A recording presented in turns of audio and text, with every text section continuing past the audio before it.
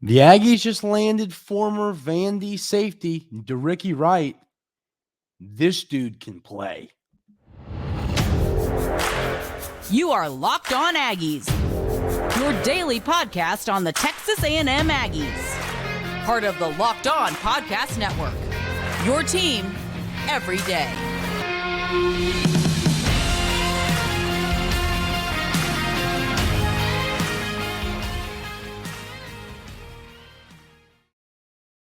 Welcome on in to Locked On Aggies. I'm your host, Andrew Stefaniak. Thanks for making Locked On Aggies your first listen every single day.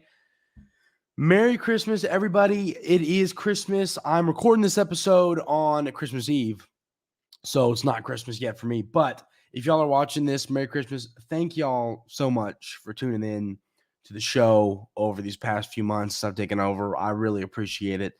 Those of you that are here watching on Christmas, if you're traveling, whatever's going on, thank y'all so much. I really appreciate it. Happy holidays.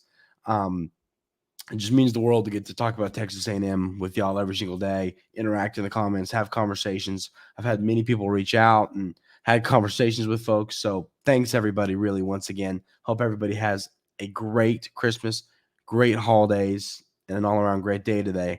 And the Aggies got a bowl game coming up. So this is an exciting time in the world. But today, I want to discuss De'Rickey Wright, the safety Texas A&M landed via the transfer portal. So what I like about De'Rickey Wright are these numbers. I feel like, sometimes you get a transfer, right? And then you look at the numbers and you're kind of like, oh, okay, cool. Okay, whatever. These numbers for De'Rickey Wright, I really like. First of all, 6'4", 217 pounds. I mean, I'm not messing with him. That is that's a frame out of a safety. Whoo. Wow. And then you look at the numbers over his last two seasons: 101 tackles, 3.5 tackles for loss, 5 interceptions, 15 passes defensed, 2 forced fumbles, a PFF grade of 73.8, but most importantly, a coverage grade of 81.6, which I really like to see. So, I mean, the numbers in the tape on De'Rickey Wright are really good. This is the guy. Now, this is one thing, as you everydayers know, I talk about. I'm not a big fan of the 1-year rentals. He is a 1-year rental eligibility-wise. Now, it's funny. You need some of them. I'm not saying I don't want any 1-year rentals, because some of them I like it because they'll come in, they'll play a role. De'Rickey Wright is going to play a role for Texas A&M next season. I'll tell you that right this second. He will be playing a role. So he's a 1-year rental that's going to come in and play some time. Because what I don't like is those 1-year players you bring in and then they don't really do anything, and you're like, why did they use a scholarship on this guy? At the end of the day, if that's the spot you're in, you might as well just go get, a player with some upside that has 2 years, 3 years left that maybe won't play this year, but you could develop into something. So that's why I'm cool with De'Rickey Wright coming in, knowing that he does just have a year. And it's because I think he's going to play a role for this team next year. I mean, I also look at this in this safety room, and I just feel so much better than I did a few weeks ago. You, of course, signed Miles Davis and Jordan Pride. You got Trey Jones, the transfer that we already brought in. And then you got Matthews, you got Kerr, you got Bryce Anderson. This room, with Jacoby and Bryce Anderson and all these different names. In this defensive backfield as a whole, I just think the 3 additions you brought in, Will the Blanket Lee, Trey Jones, and now De'Rickey Wright, I feel so much better about this secondary already than I did. I think these 3 additions in Will Lee, Trey Jones, and then, of course, Wright, like I said, I think are perfect additions to this secondary that are going to help this team. What was a struggle last year? Listen, Texas A&M got beat over the top time and time and time again last season. We don't want to have that be an issue this year. You don't want to see long touchdowns. And frankly, when you have veteran secondary players like this, I think we're going to see that issue get better. Now, I know like last year, Josh DeBerry was a veteran player. So things can happen.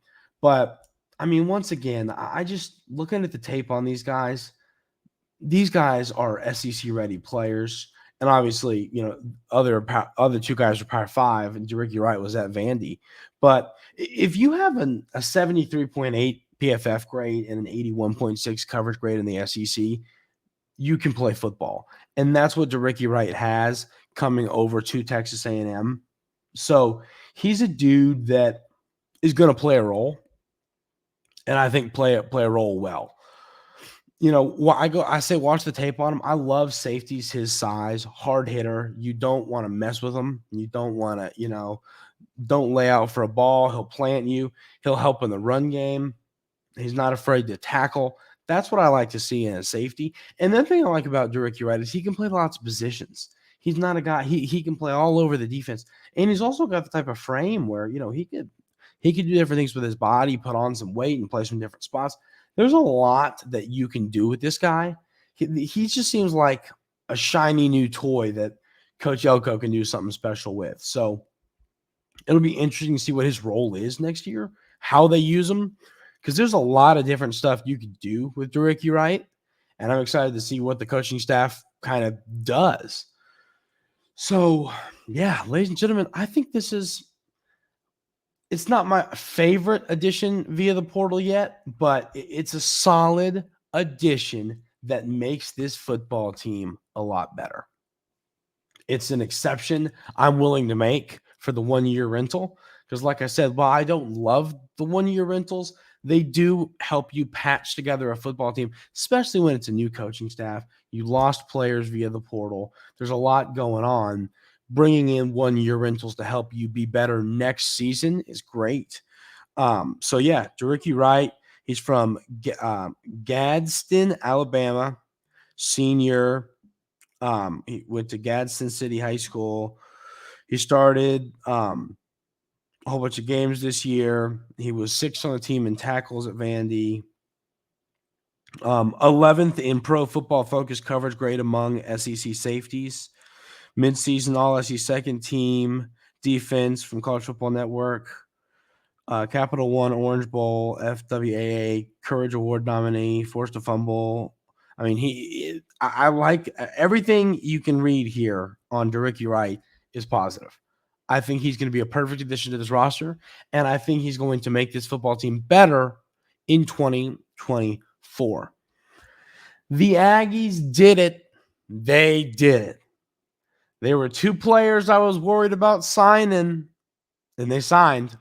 We're going to talk about that coming up right here on Locked On Aggies.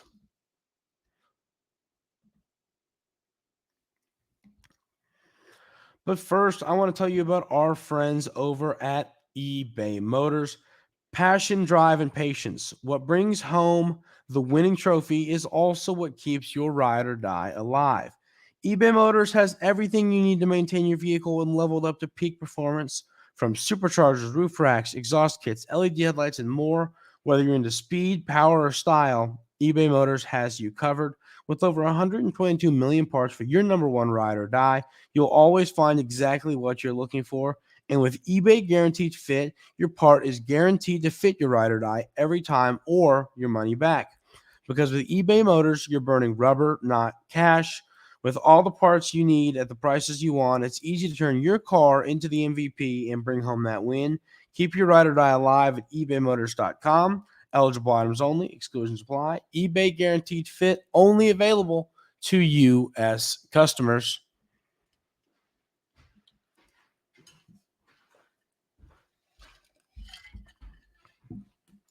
So Texas A&M signed 2 players that, like I said, I was concerned about these guys potentially heading elsewhere.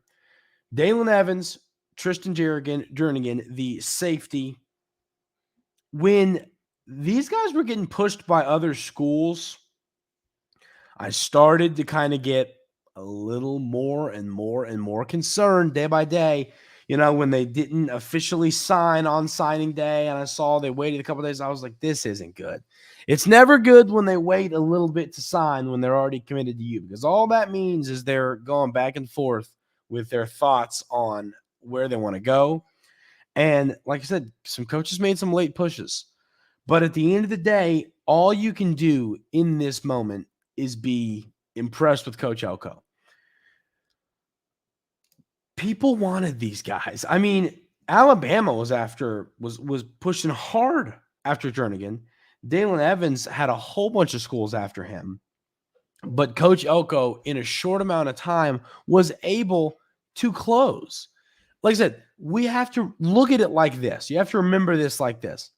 Mike Elko hasn't been here very long, okay? Right? He has not been here very long. I forget. It's what, 2-3 weeks, right? It has not been a long time. And he had to try and keep this this recruiting class together just in that little bit of time. I discuss this all the time when it comes to having, when it comes to holding together a recruiting class. Recruiting is building relationships. It's becoming a family. It's making these recruits and their families trust and say, I want that guy to coach my son for the next 3 to 4 years. That is what recruiting is. And it takes years and years and years to build those relationships.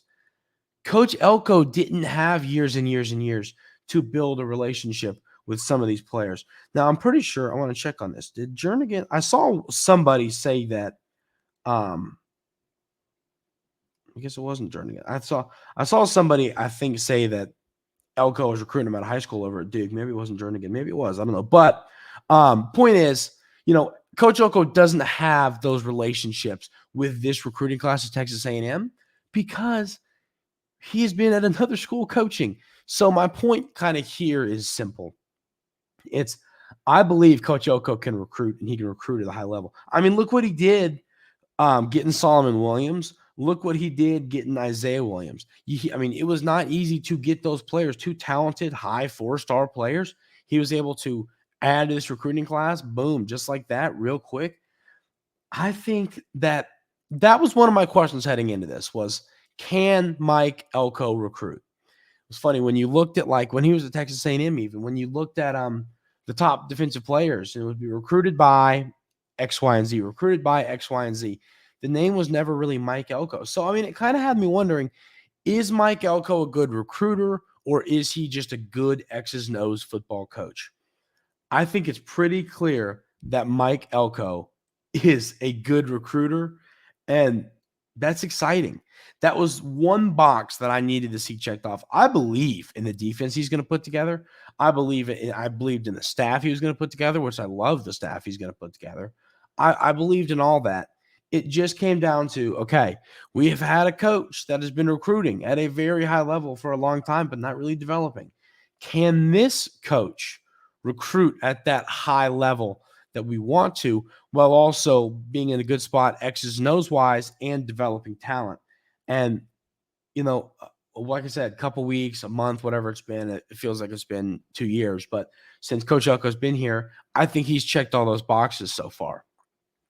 So now you got 2 names left. You got 2 battles to fight, and that's Terry Bussey and Dominic McKinley. If you can hold on to both of these guys, I would be so stoked. Now, I'll say this. I said this the other day. If you hold on to one of them, if you held on to 3 or 4 when it comes to Evans, Jernigan, Terry Bussey, and Dominic McKinley, I would be out of this world happy.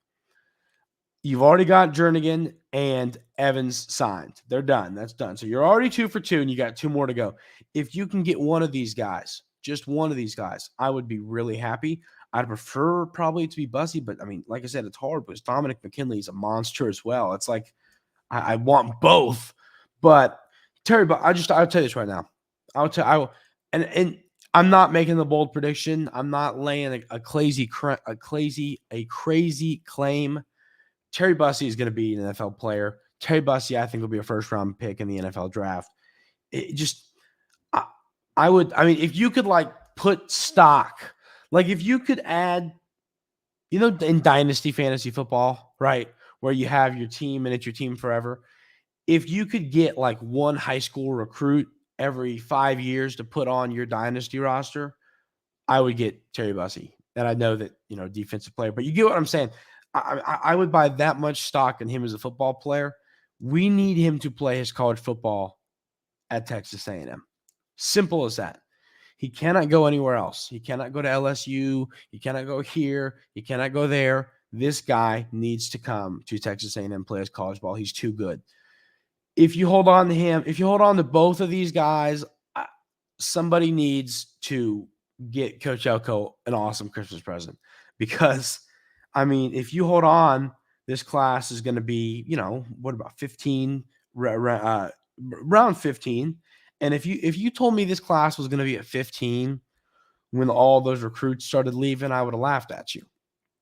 So if this class ends up at 15, knowing everything we know about coach turnover and all that, I'd be pretty happy.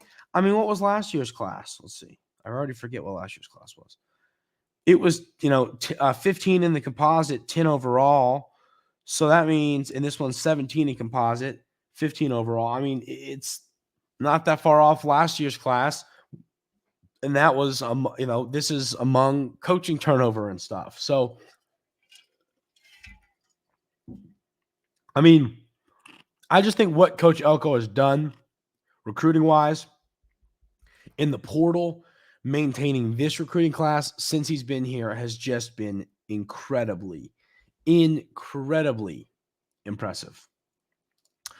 We are now going to talk about three things. We want to talk about, is this roster where we want it to be to compete in 2024? We're going to talk a little bit about the bowl game, and then we're going to talk about what do Texas A&M fans want for Christmas. We'll talk about all those things coming up right here on Locked On Aggies.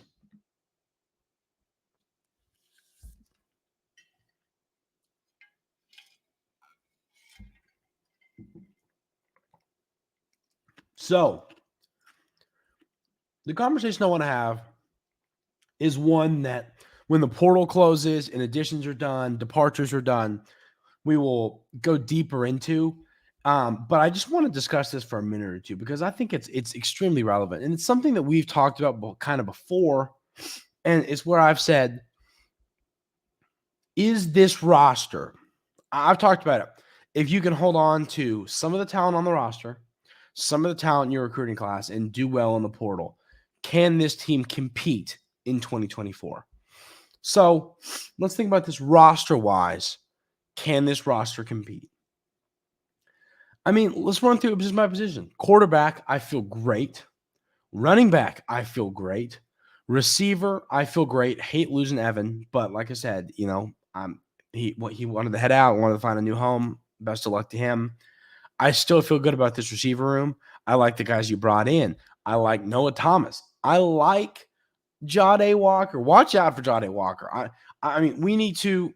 I think, and I've seen a lot of people comment and agree with me on this. The Jahdae Walker fan club is being started here at Locked On Aggies. I mean, I'm sold on what he's going to do next year. I think he's going to be a monster. So, tight end room, I like your addition. I like who you got. Donovan Green's going to get healthy. I love the tight end room. Offensive line, stuff to do there. Basant is coming back is huge for the future.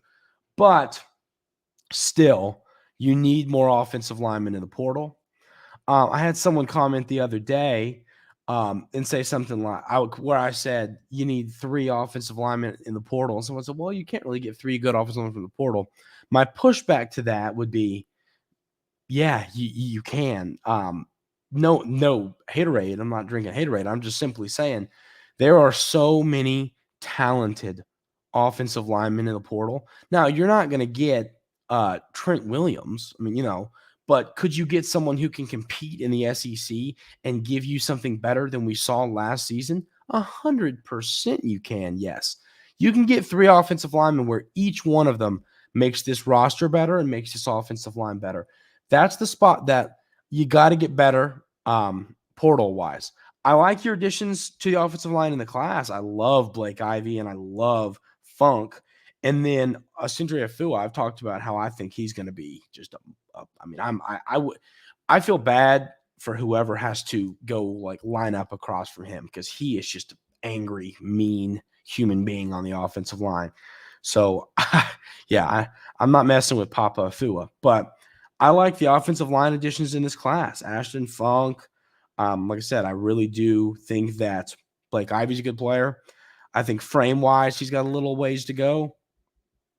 But Funk, 6'7", 300 pounds. I think he could put on about 15 pounds, which won't be difficult at all in a college weight room. But I think that roster-wise on the offense, I think the secondary with these portal additions, like I said, we talked about De'Rickey Wright today. We've talked about Trey Jones, Will Lee, guys you already have on roster. I feel good about the secondary now. I did not in the offseason. I knew you had to make some additions, but you go and you get 3 veterans, Trey Jones, Will Lee, De'Rickey Wright. The secondary is in a much better position. So pretty happy with that. And then I look at this. Excuse me. I'm still fighting this cold, ladies and gentlemen. I hope this goes away by Christmas. But I feel better about the secondary. Linebacker, signing Jernigan makes me feel a lot better. I'm very happy with that. And then bringing in, or not bringing in, but still having York.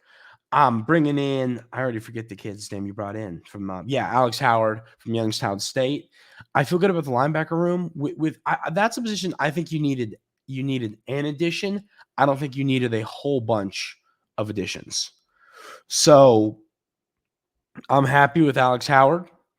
And then I look at the defensive line. I feel good. I know you lost a lot of guys across, whether it's from the edge, the end, the interior. You lost a lot of guys. You lost Walt. You lost Fadil Diggs. You lost LT. But that room is just so deep that I'm really not concerned about it. I feel good about it. If you want to go get a defensive lineman out of the portal, I'm not going to yell at you in any way. I'm not going to yell at you. But I do think that position is still in a fine spot without one. So what I'm saying is I believe that this roster right now is in a position to compete. This roster is in a place where it can compete. This roster is in a position where it can have a good season in 2024. And that's something I've discussed a ton. We know how good this schedule is. The outlook on the schedule is for Texas A&M. This schedule can be manageable. If you have the right roster and the coaching staff develops some of this talent, you can compete right now.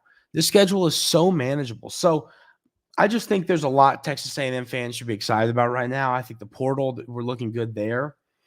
And then you add on top of that, what does Texas A&M fans want for Christmas?